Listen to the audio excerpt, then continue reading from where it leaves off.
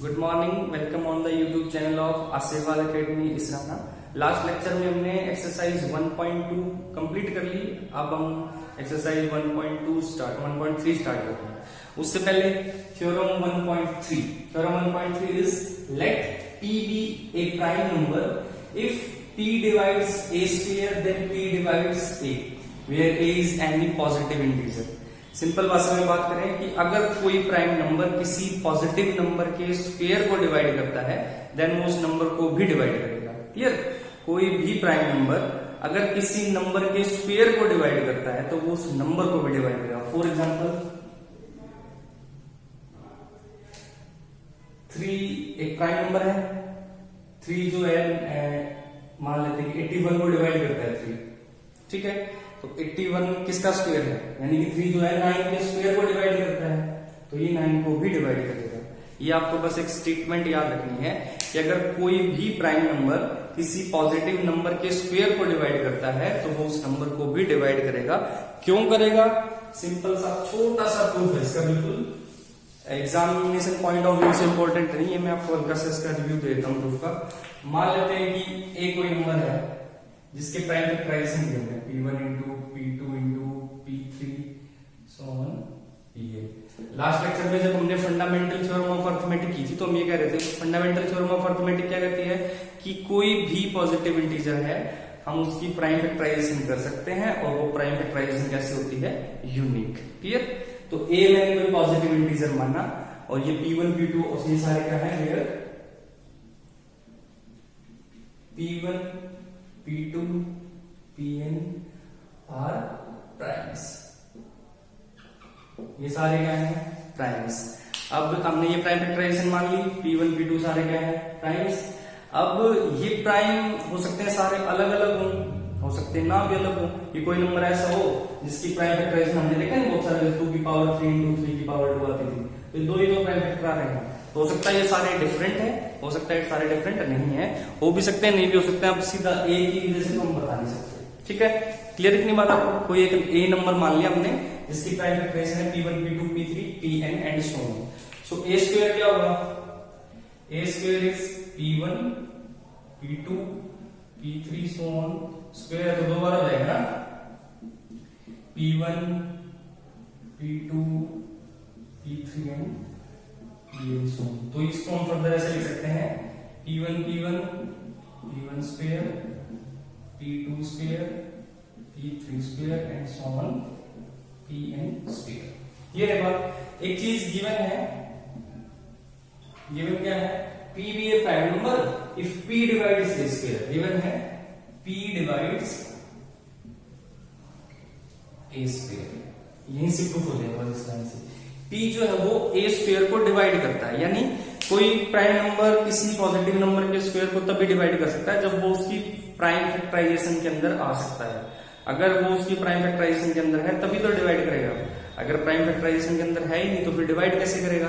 तो इसलिए p जो है वो a स्क्वायर की प्राइम फैक्टराइजेशन का कोई ना कोई हिस्सा होगा। p must B lies in one of prime factor of a square.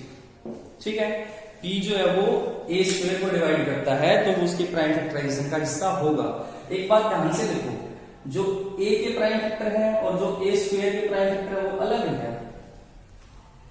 देखो p1 है, यहाँ p1 स्क्वायर पावर वर्ड की कोई बात नहीं, दो बार आ गया, वो कोई नहीं है तो वही। यहाँ मान लो कि 2 इसका प्राइम फैक्टर तो है तो इसका भी इसमें स्क्वायर आ गया। तो a1 के और a स्क्वायर के दोनों के प्राइम फैक्टर एक ही जैसे हैं, दोनों के प्राइम फैक्टर कोई अलग नहीं है। ठीक है, बस फर्क ये पड़ा है कि जो a स्क्वायर में प्राइम फैक्टर हो गया उनका स्क्वायर हो गया, बस इतनी सी बात का चेंज हुआ है, और तो वो चेंज हुआ ही नहीं है। तो a के और a स्क्वायर के प्राइम फैक्टर यूनिक है और p जो है वो a स्क्वायर को डिवाइड करता है तो वो उसके प्राइम फैक्टर्स में आएगा, तो फिर वो a स्क्वायर के प्राइम फैक्टर में आ रहा है और वही प्राइम फैक्टर a के हैं तो फिर वो a का प्राइम फैक्टर भी होगा। a का प्राइम फैक्टर तो फिर वो a को भी डिवाइड करेगा। क्लियर है? बिल्कुल क्लियर हो गया आपको ये? बस इतना सा ही ध्यान रखना है। प्रूफ में ऐसे लिख देना, प्रूफ ऐसे आता नहीं, इसका कुछ इंपॉर्टेंट नहीं है। नेक्स्ट क्वेश्चन करते हैं।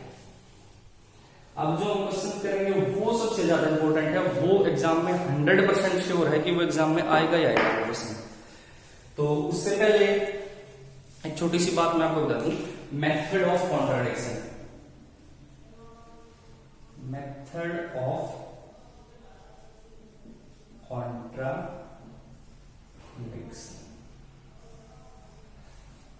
बहुत ही फेमस मेथड है ये, मेथड ऑफ कॉन्ट्राडिक्शन। ये किसी भी चीज को प्रूव करने के लिए एक मेथड है, मेथड ऑफ कॉन्ट्राडिक्शन।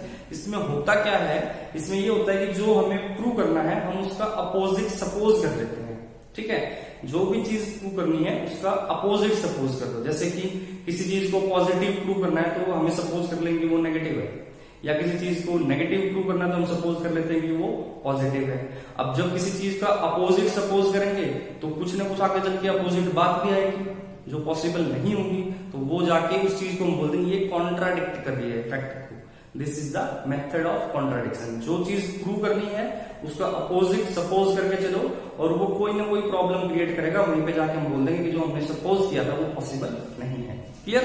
अब हम क्वेश्चन करते हैं। 100% श्योर है कि क्वेश्चन एग्जाम में आएगा ही आएगा, 100% sure.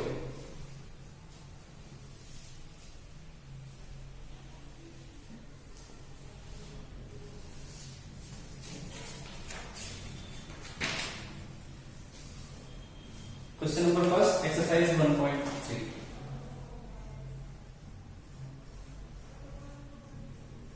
Prove that √5 is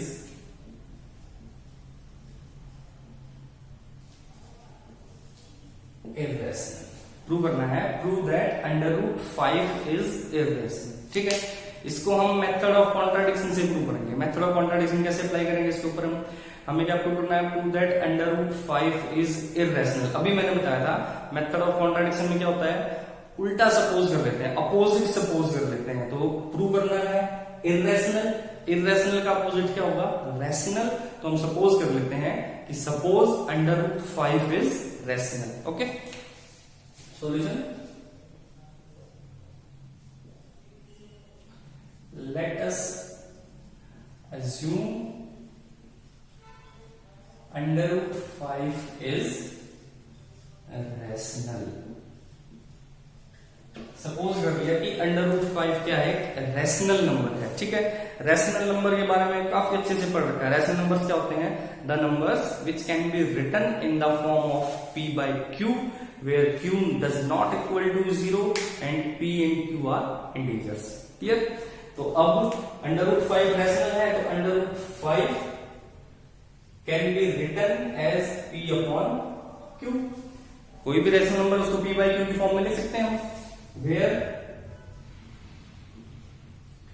q not equal to 0 and p and q are co-prime। एक ये बहुत इंपॉर्टेंट बात मैंने ऐड करी, p और q को-प्राइम इंटीजर्स हैं दोनों, को-प्राइम इंटीजर्स। को-प्राइम इंटीजर्स का मतलब होता है, को-प्राइम नंबर्स या को-प्राइम इंटीजर्स वो होते हैं जिनका HCF 1 होता है। HCF 1 या सीधी लैंग्वेज में बात करें, वो दो नंबर जो अपनी लोवेस्ट फॉर्म में रिटर्न है वो किसी से कैंसिल आउट नहीं होते हैं। जैसे 3/6 है, इनको भी हम कैंसिल कर सकते हैं, 3 1 3, 3 2 6, ये क्या आ गया 1/2। अब ये 1/2 और आगे कैंसिल नहीं हो रहा है, यानी कि इस क्यों नहीं कैंसिल हो रहा है, क्योंकि 1 और 2 आपस में को प्राइम है, इनका कोई भी कॉमन फैक्टर नहीं है, इनका HCF 1 है। ठीक है, 1 के अलावा इनका कोई कॉमन फैक्टर नहीं है, इनका HCF क्या है 1। तो हमने P और Q को इस फॉर्म में माना है कि अब ये जितने कैंसिल होने थे हो चुके हैं, अब इन दोनों का HCF 1 है, आगे कैंसिल आउट नहीं होंगे, ये इनकी लोवेस्ट फॉर्म है। क्लियर आपको? ये बात सबसे इंपॉर्टेंट है।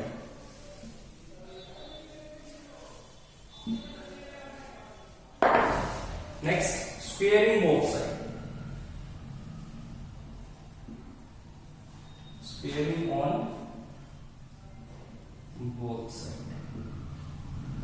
Squaring करो, √5 square is equal to p upon q whole square। यहां से स्क्वायर से √ कैंसिल आउट, क्या बचा 5। यहाँ क्या हो जाएगा, p square upon q square cross multiply, 5q square is equal to p square, इसको ऐसे लिख सकते हैं p square is equal to 5q square. Question number first आया समझ में? p बाई क्यू की फॉर्म में लेट कर लिया, squaring both side, squaring both side भी तो यहाँ कैंसिल आउट हो गया, इधर हो गया p square upon q square, q square उस साइड जाकर मल्टीप्लाई कर दिया, 5q square is equal to p square, change करके दिया p square is equal to 5q square. अब आप एक बात देखो, ये जो इक्वेशन है ना हमारी p square is equal to 5q square, इसकी जो राइट साइड है वो 5 से डिवाइड हो रही है, राइट साइड 5 से डिवाइड हो रहा है, अब इसको 5q स्क्वायर को 5 से डिवाइड करके 5 से 5 कैंसिल, क्या आ गया q square.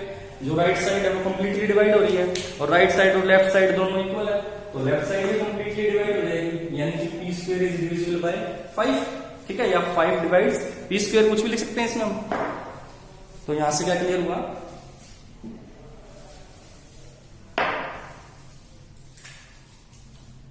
5 divides P square, ठीक है, 5 divides P square.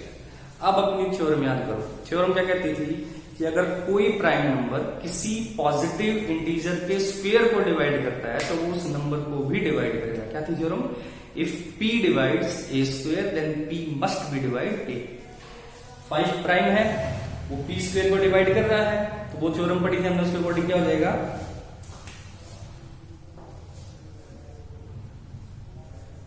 5 divides p also. यहां आपको पूरी स्टेटमेंट लिखोगे थ्योरम 1.2 की, 1.3 की, ऐसे नहीं लिखना, पूरी स्टेटमेंट लिखनी इसके लिए आपको। तो क्या होगा यहां से कि 5 डिवाइड्स p ऑल्सो। अब 5 जो p को डिवाइड करता है तो मतलब इसकी प्राइम फैक्टराइजेशन में पक्का ना कहीं तो एग्जिस्ट करेगा। देखो 5 किसको डिवाइड करता है, 5 करता है 10 को, 5 को भी करता है 10 को, 15 को, 20 को, तो इसको मैं लिख सकता हूँ 5 into 1, इसको 5 into 2, इसको 5 into 3, इसको 5 into 4, मतलब 5 जिसको डिवाइड करता है ना उसको 5 into समथिंग लिख सकते हैं हम। तो यहाँ क्या है 5 डिवाइड्स p, तो 5 जिसको भी डिवाइड, जैसे एक क्या था 5 डिवाइड 15, तो मैंने 15 इक्वल टू क्या लिखा 5 into 3, तो यहां से क्या है हमारे पास 5 डिवाइड्स p, तो p is equal to something 5 into c बोल दिया मैंने, where c is some integer, c कोई भी क्या है इंटीजर। यही बात समझ में, 5 जिसको डिवाइड करता है उसको हम 5 into समथिंग लिख सकते हैं, जैसे 5 को डिवाइड करता है तो 5 into 1, 10 को करता है तो 5 into 2, वैसे ही 5 into 3। तो हमारे क्वेश्चन में 5 p को डिवाइड करता है तो हमने 5 को p को क्या लिखा 5 into c। उसके बाद सीधी सी बात है, बस इसको अब इक्वेशन हमने जो इक्वेशन फर्स्ट बनाई थी वो याद रखिए। इक्वेशन फर्स्ट क्या है, p square is equal to 5q square. तो p की वैल्यू पुट करते हैं हम, put in equation first, p के प्लेस पे 5c स्क्वायर, तो वहां p स्क्वायर है क्या हो जाएगा 5c square is equal to 5q square. कितना हो गया 25c square is equal to 5q square.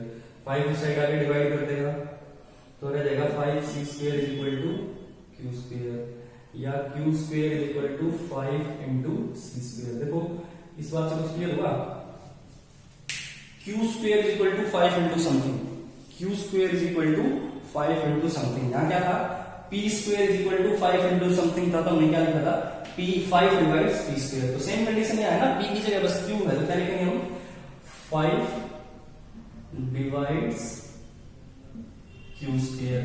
फिर वही थ्योरम याद करो, कोई प्राइम नंबर किसी नंबर के स्क्वायर को डिवाइड करता है तो वो उस नंबर को भी डिवाइड करेगा। तो 5 divides q square, that implies 5 divides q also. 5 किसको भी डिवाइड करेगा, q को भी डिवाइड करेगा। बस इन दो बातों को कंबाइन करो, 5 divides p and 5 divides q। अगर इसको मैं 2 बोल दूं और इसको 3 बोल दे, देखो p और q को हम क्या मान के चलते हैं स्टार्टिंग में, p और q क्या माना था हमने, p एंड q आर को प्राइम। p और q क्या है, को प्राइम, मतलब वो किसी से भी डिवाइड नहीं होंगे। को प्राइम का मतलब ये होता है कि उनका HCF क्या है 1। अब ये जब मैंने सॉल्यूशन को आगे बढ़ाया तो यहां से क्या है, जो p है वो 5 से डिवाइड हो रहा है, Q है वो भी 5 से डिवाइड हो रहा है, यानी 5 का तो फिर कॉमन मल्टीपल हो गया, HCF क्या होगा इनका 5। तो ये तो फिर अब कॉन्ट्राडिक्शन इसी को बोलते हैं कि जो हम सपोज करके चले और हमारे किसी फैक्ट को उसने गलत साबित कर दिया, तो ये कॉन्ट्राडिक्शन है। कौन से फैक्ट को गलत साबित किया कि P और Q को-प्राइम का मतलब इनका कोई भी कॉमन मल्टीपल नहीं होगा अदर देन 1, बट यहाँ पे तो 5 दोनों का कॉमन मल्टीपल आ गया, तो इसने हमारी बात को कॉन्ट्राडिक्ट कर दिया। क्या लिखेंगे इसके बाद आगे, which contradict the fact that P and Q are co-prime। ठीक है, तो ये हमारी कॉन्ट्राडिक्शन होगी, यानी कि जो हमने सपोज किया था वो क्या है, wrong. Our assumption is wrong, मैं यहां पे लिखा हूं, so our assumption is wrong। जो हमने अज्यूम किया था वो क्या है, गलत। क्या अज्यूम किया था हमने, √5 इज रैशनल, ये चीज क्या है, गलत। तो सही क्या होगी, √5 इज इररेशनल, क्योंकि दो ही टाइप के तो नंबर होते हैं, या तो रैशनल होगा या इररेशनल होगा। रैशनल तो है नहीं, that implies √5 is irrational. Clear हुआ क्वेश्चन आपको, √5 इज इररेशनल, √5 इज इररेशनल। कैसे प्रूव किया हमने, using the help of method of contradiction. तो मेथड ऑफ कॉन्ट्राडिक्शन क्या कहता है कि जो प्रूव करना है उसका अपोजिट सपोज करके चलो, बाकी आपको क्लियर हो जाएगा। ओके, उसके बाद करते हैं नेक्स्ट क्वेश्चन। इसका आप स्क्रीनशॉट ले लें, ये आपको सॉल्व करना है कॉपी में।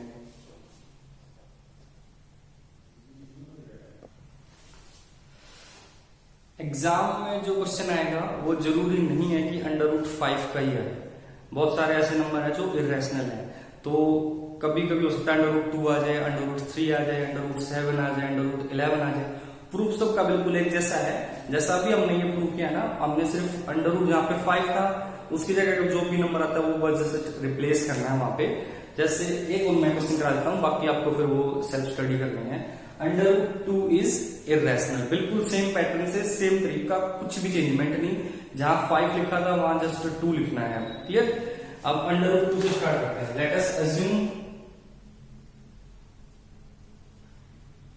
अस assume that अपोजिट अज्यूम करेंगे, √2 इज रैशनल। क्या अज्यूम किया, ये √2 क्या है, रैशनल। रैशनल है तो √2 को क्या लिख सकते हैं, P/Q, where Q not equal to 0 and P and Q are co-prime integers। P and Q क्या हो जाएंगे, दोनों co-prime integers। फिर क्या किया था हमने, स्पेयरिंग बोथ साइड। वैसे ही इसमें वो स्टेप चलेंगे बिल्कुल। क्या करना है, स्पेयरिंग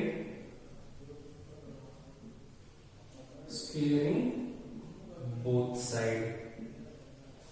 तो एक साइड तो हो जाएगा √2 का होल स्क्वायर, एक साइड हो गया P/Q होल स्क्वायर, हो जाएगा 2 इज इक्वल टू P²/Q²। इधर ले आएंगे 2Q² is equal to P²। Further rewrite करेंगे P² is equal to 2Q²। Equation number first. ये होगा यहाँ तक बिल्कुल वही जैसे पिछले मेथड में किया था, ऐसे स्टार्ट किया, बिल्कुल अपोजिट सपोज कर लिया, कॉन्ट्राडिक्शन की ही हेल्प लेंगे।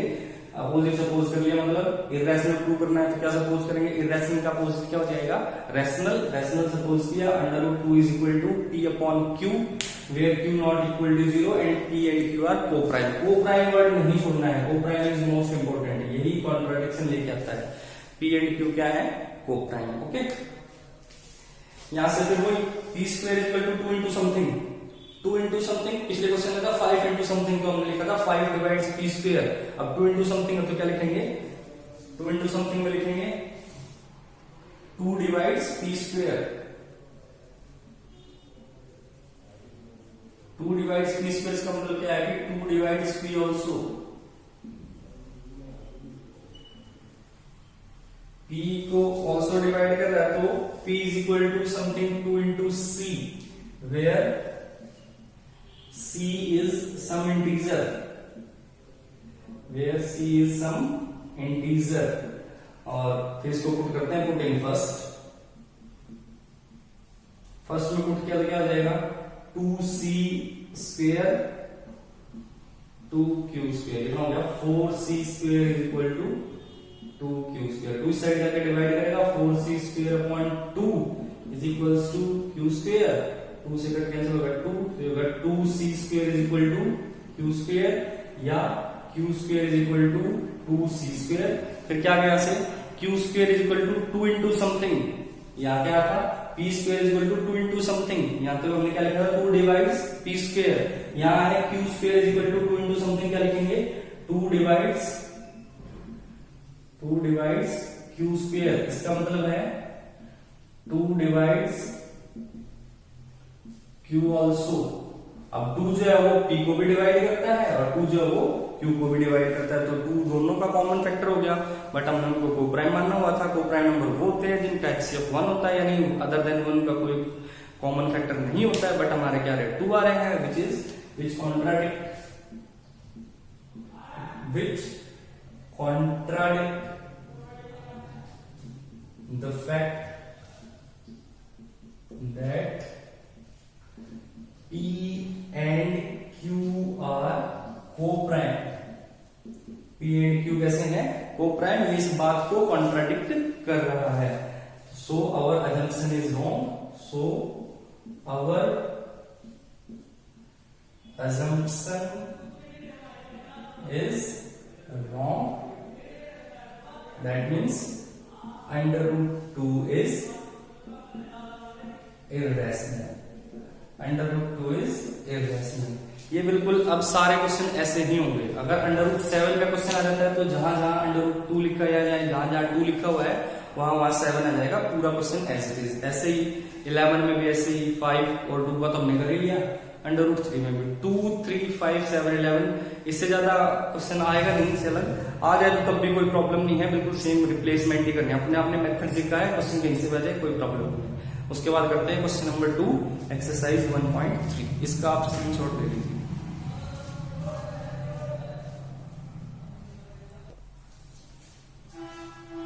Question number 2 is prove that 3 plus 2 under root 5 is irrational।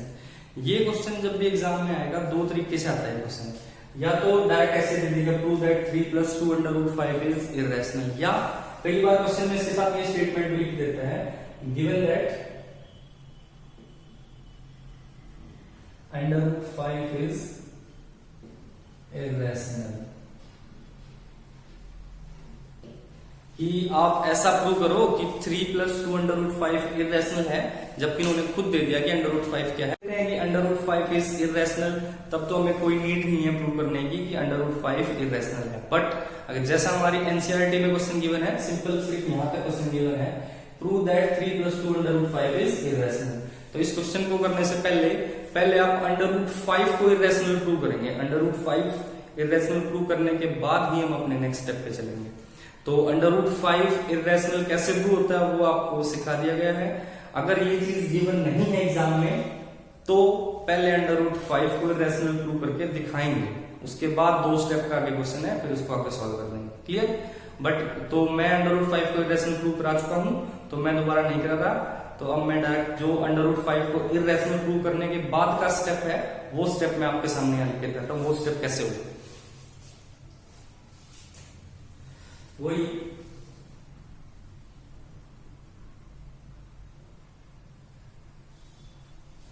let us assume 3 plus 2 under root 5 is rational। 3 plus 2 under root 5 is rational, पहले ऐसा assume कर लिया था कोई rational, तो फिर किस फॉर्म में लिखेंगे 3 plus 2 under root 5 is equal to P upon Q, where Q are co-prime integers and Q does not equal to 0। ठीक है। वैसे जब हम 2 प्राइम लिख देते हैं तो q does not equal to 0 लिखने की नीड नहीं है, बट हैबिट में रहेगा जब भी रेशनल लिखो तो q does not equal to 0 लिखा करो, ठीक है। अब 3 को साइड लेके जाते हैं, क्या हो जाएगा, स्क्वायरिंग बोथ साइड निकलना है यहाँ पे, ये सिंपल है। 2/5 is equal to p by q, 3 यहाँ प्लस और साइड आगे क्या हो गया माइनस 3/1, तो 2/5 इज इक्वल टू, यहाँ एलसीएम क्या हो जाएगा क्यू एलसीएम हो गया, तो यहां से बचेगा p माइनस 3q। क्लियर है, ये उस साइड जाके 2 क्या करेगा divide, √5 is equal to p minus 3q upon 2q। देखो यहाँ पे p और q इंटीजर्स है, ठीक है। इंटीजर को इंटीजर में मल्टीप्लाई करोगे इंटीजर आएगा, इंटीजर में ऐड करेंगे तब भी इंटीजर आएगा, और इंटीजर अपॉन इंटीजर करेंगे तब रैशनल हो जाता है। Where as p and q are integers, ये सब क्या है इंटीजर्स, तो p माइनस 3q कुछ भी आए उससे फर्क नहीं पड़ता, लेकिन आएगा इंटीजर ही, इतनी बात तो श्योर है कि क्या आएगा इंटीजर। नीचे q भी इंटीजर है, q और 2 से मल्टीप्लाई करेंगे वो भी इंटीजर होगा, यानी ऊपर भी इंटीजर नीचे भी integer.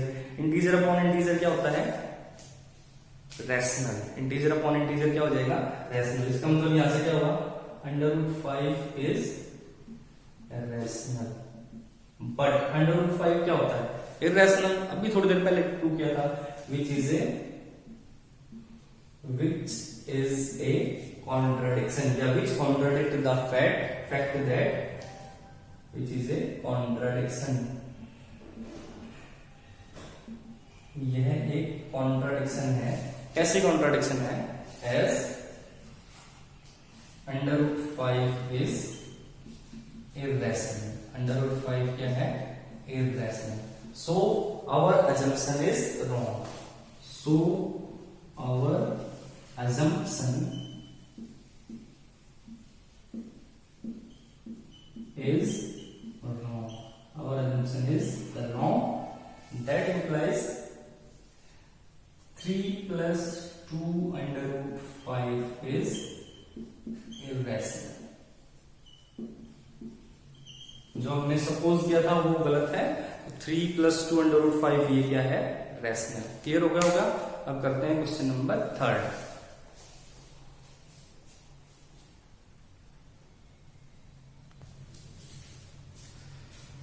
Question number 3 is prove that the followings are irrational. Part number first 1/√2 is irrational. अगर ऐसा ही क्वेश्चन आता है तो उससे पहले आपको प्रूव करना पड़ेगा √2 इज इररेशनल। ये आपको आता है √2 इज इररेशनल प्रूव करना, जो मैं इसको प्रूव नहीं करा रहा हूं। √2 आप सपोज करके चलेंगे √2 इज इररेशनल। उसके बाद हम नेक्स्ट स्टेप स्टार्ट करते हैं।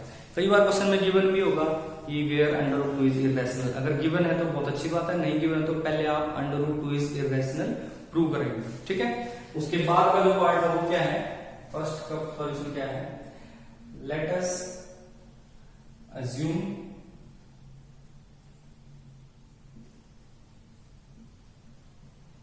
that 1/√2 is rational। अज्यूम कर लिया कि क्या है रैशनल, तो 1/√2 को क्या सपोज करेंगे p/q, where p, q are integers या coprime integers and q does not equal to 0। फिर रेसिप्रोकल करो दोनों साइड, √2 क्या हो जाएगा q/p। जब p/q रैशनल है तो q/p भी क्या होगा रैशनल, p/q रैशनल है ना, p एंड q इंटीजर है तो p/q रैशनल होगा, तो q/p भी रैशनल होगा क्योंकि q तो 0 है ही नहीं ना। As p and q are integers, as p and q are integers, that implies q/p is rational। अब ये इक्वेशन है जो इसकी राइट साइड रैशनल है तो लेफ्ट साइड भी रैशनल होगी, that implies √2 is रैशनल। क्या ये ट्रू है? नहीं, हम प्रूव कर चुके हैं √2 इज इररेशनल। तो which is a contradiction, which is a contradiction as √2 is irrational, so our assumption is wrong.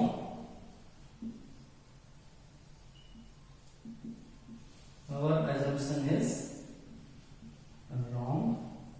That implies 1/√2 is irrational. आ रहा होगी समझ में? सिंपल क्वेश्चन है बिल्कुल। ऐसा गिवन है तो ठीक है, नहीं तो फिर इसको इररेशनल प्रूव करेंगे। ठीक है। पार्ट सेकंड 7/5, ये सारी बातें लिख के इसको किसके इक्वल मान लेंगे? P/Q के। P and Q are integers. √5 is equal to P/7Q।